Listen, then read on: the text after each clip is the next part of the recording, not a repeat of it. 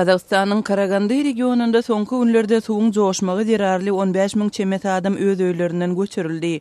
Resmiler suwuň joşmagynyň netijesinde 2.000 çemeti jaýyň ýumurlandygyny aýtdylar. Mustafin owasynda käbir ýaşaýjylar öz emlägini halat etmek üçin öýlerine dolandylar. Suwuň joşmagyna howanyň maýlamagy sebäp boldy. Iran Kürdistan regionunda Erbilde Peşmerga howpsuzlyk güýçleri şäher şertlerindäki uruş we partlaýjy maddalary ukypsızlandyrmak boýunça türgünleşikden geçdiler. Türgünleşikleri jemlemek boýunça dawara 16 aprelde geçirildi. Kürtleriň Peşmerga töweşijileri Irakda we Siriýada Islam döwleti toporunyň gozgalançylaryna garşy agyr töweşlere gatnaşýarlar. Pakistanyň Peshawar şäherinde radikal islamçy toporuň agzalary şäheriň Metbugat klubunyň öňünde demonstrasiýa geçirip Saudi Arabistanyň Yemendäki harby aksiýalaryna goldaw bildirdiler.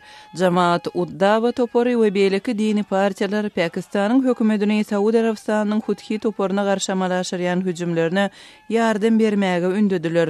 Şeýlerin Huthi topory Yemeniň uly böleklerini şol sandy paýtaxt Sanany basyp aldylar. Täjikistanyň paýtagty Duşanbede Birleşen Ştatlaryň elçisi Susan Elliot Amerikan künjegi diýilip adlandyrylýan täze bilim merkezini açdy. Merkez kiçik kitaphanany öz içine alýar we internet el ýeterliligini hem ingliz sapaklaryny hödürleýär.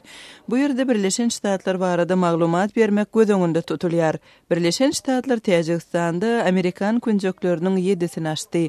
Siz günüň täzelikleri bilen tanyş boldunuz.